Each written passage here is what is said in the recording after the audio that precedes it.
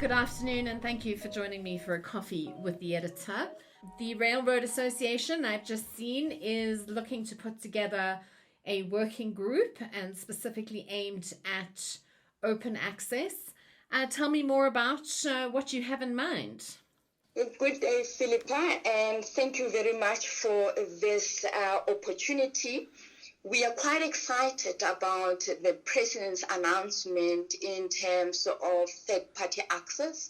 And as the association, we saw it fit to start engaging with industry, or at least to form an industry view on the working group or on how this open access can go about and start an engagement with government.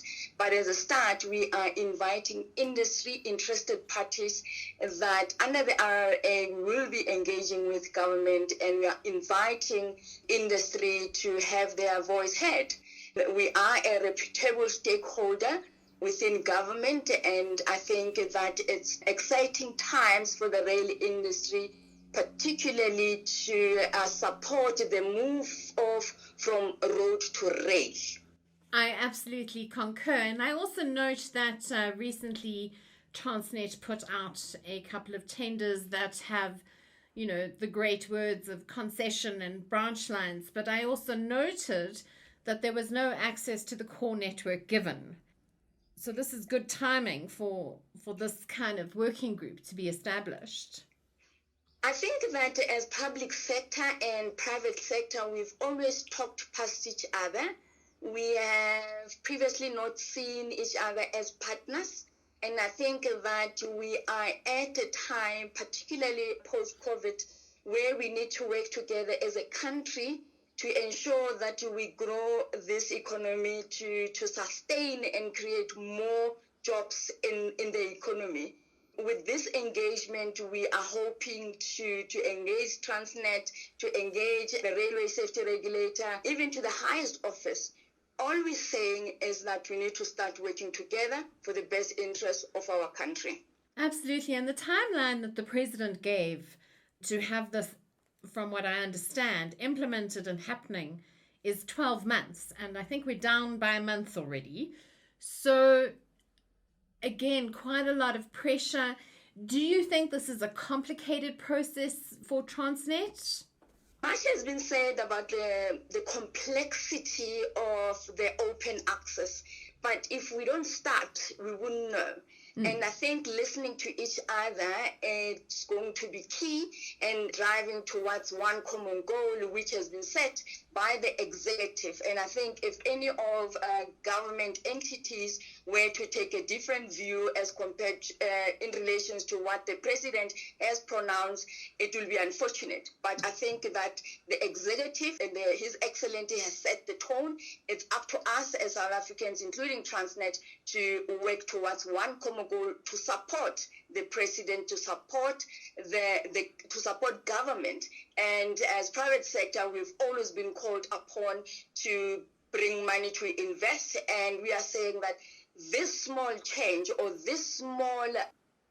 shift in policy would bring about huge investments. Absolutely. And we need to place it on record that open access is not competition with Transnet. Open access, it's not privatizing. Open access, it's merely access. All we're simply asking for, give me access. Give me access to the network so that I am able to participate better in this sector. And actually, we are also of the view that Transnet actually may benefit financially from such a policy change. Well, I happen to agree as well. And I think it's quite poignant at this time. The president is currently hosting, or this week is hosting, the Invest in South Africa conference, which obviously is off the back of South Africa's recovery plan.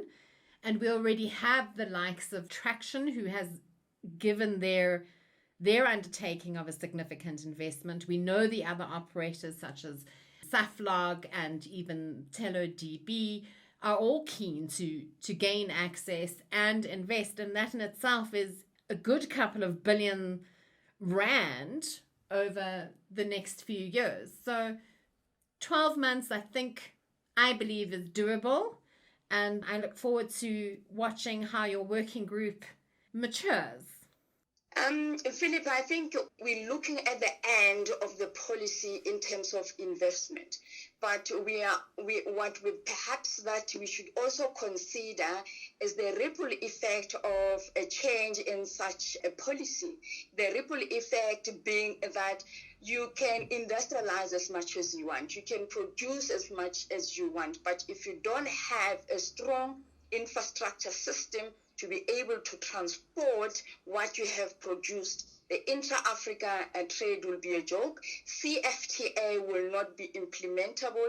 Increasing intra-Africa trade will not be possible. So this is just a reset button. This is just a small move to open up the continent, to develop the continent.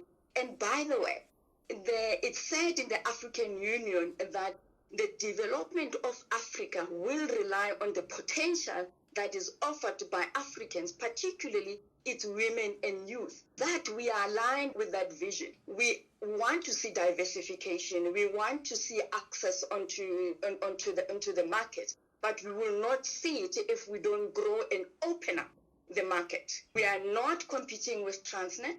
This is a new market that will then develop new entrepreneurs, create jobs, and be able to operate on the wider network that we are seeing. That world-class infrastructure, rail infrastructure that needs to crisscross the continent is waiting for us. Government just needs to unlock that, to send us on a journey of integrating the continent, but it starts here at home. Absolutely. Well, Mesela, thank you very much for your time. Thank you very much, Philippa. We're inviting all rail participants that if you want to be heard, RRA is the platform for you to be heard. If you consider open access to make a big difference at your bottom line and remain profitable into the future, this is the perfect opportunity. Let's grow this sector together. One industry, one voice. Thank you.